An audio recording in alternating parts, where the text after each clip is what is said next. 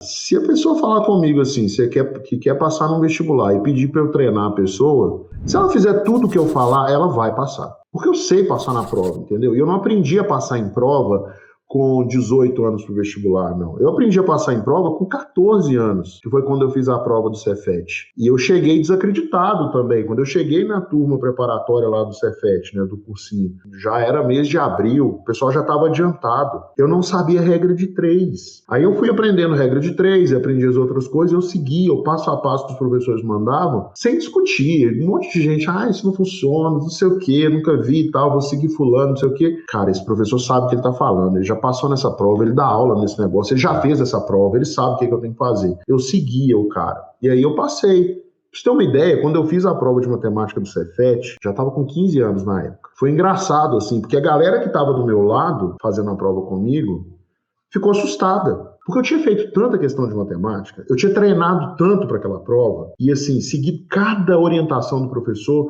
que eu fiz aquela prova de matemática como se fosse um gibi da Turma da Mônica. Eu ia passando assim, entendeu? O pessoal, que isso, velho? Esse cara desistiu da prova. E aí, quando eu fui ver, eu acertei a prova de matemática toda. Não errei nenhuma questão. Tem uma menina que estudou com a gente esse ano passado, que ela é portuguesa. E lá em Portugal, o sistema de estudo dela era diferente.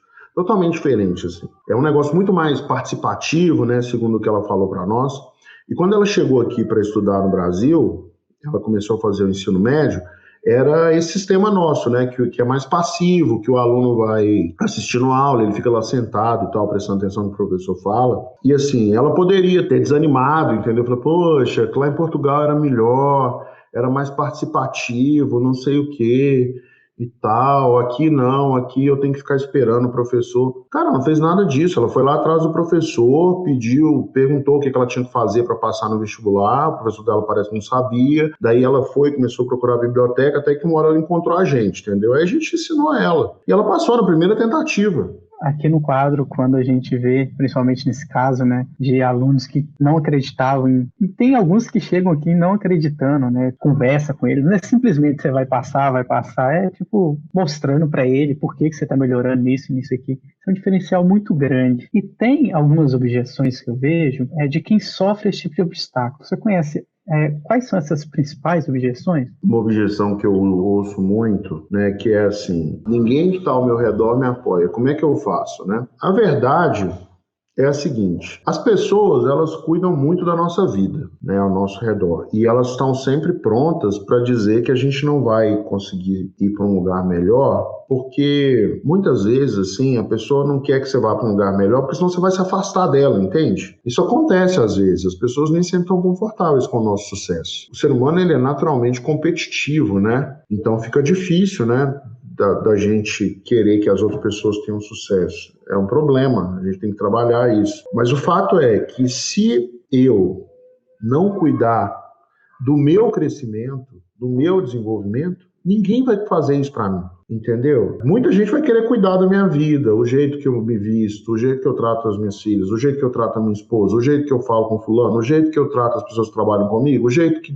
isso, que jeito que aquilo. Todo mundo quer te mudar de alguma maneira, mas ninguém quer se adaptar para te fazer crescer. Só pessoas que te amam demais fazem isso, entendeu? E geralmente é pai e mãe, esposa, filhos. Mas o fato é esse, que se você não cuidar do seu crescimento, ninguém vai cuidar dele para você. Um pouquinho sobre métodos de conseguir vencer esse obstáculo.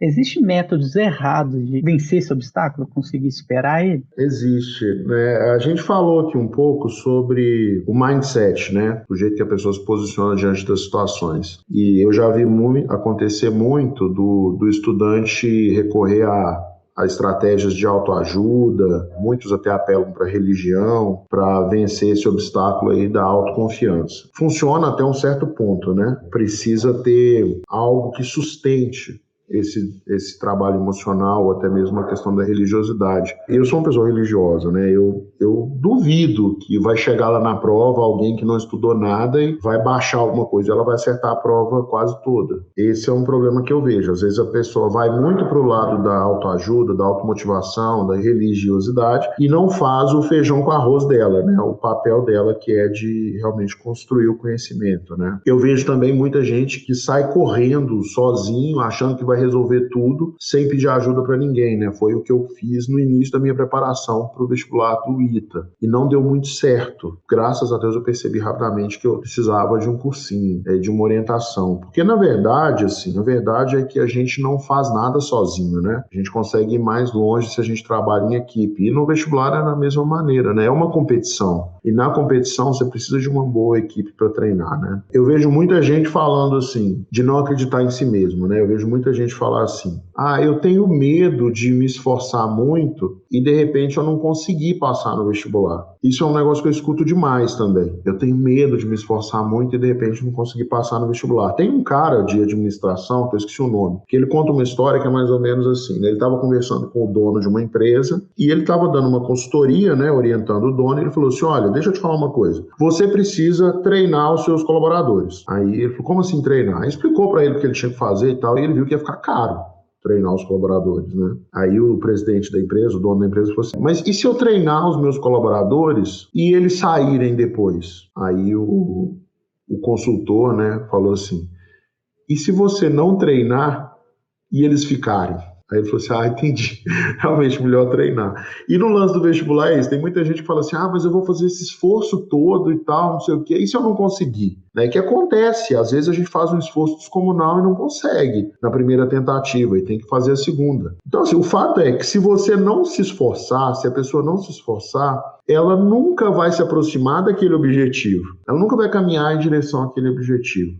Eu mesmo, eu estudei focado no ITA no primeiro ano e não passei no ITA, mas o meu prêmio de consolação foi o FMG. A gente tem um aluno aqui, o João Sendrete, né, que ele estudou focado para passar em medicina na USP, mas ele não conseguiu. Só que o prêmio, entre aspas, né, prêmio de consolação dele foi a aprovação em medicina na Federal de Juiz de Fora. Tem um outro aluno nosso aqui, o Guilherme Yang, esse de São Paulo, que estudou também focado em medicina na USP. Eu queria passar em medicina na USP. E tentou e tal, estudou. Ele vinha de um ano de cursinho muito difícil, presencial, que ele estava num ambiente que ele mesmo fala que não gostava muito, e ele não conseguiu passar na USP. Mas ele passou em medicina na UFMG, que é uma das melhores de medicina do Brasil. Então, o que acontece, né? Não é um exemplo muito bom, não, né? O que Mao Tse Tung falava? Não que seja a melhor pessoa a ser citada, mas ele fala assim, se você mirar na Lua, você vai alcançar as estrelas, pelo menos. Você pode não acertar a Lua, mas o seu tiro vai desviar e vai acertar alguma estrela. Ou seja, se você mira muito alto, as chances são de que você vai alcançar um objetivo também muito bacana, entendeu? Por exemplo, na minha primeira tentativa, eu queria o ITA, mas eu não consegui. Mas eu passei no segundo curso mais difícil da UFMG. O fato é esse, assim, que quando você fica nessa de, eu tenho medo de me esforçar muito e de não conseguir, a pessoa só tem a perder, porque se ela se esforçar, ela vai alcançar algo,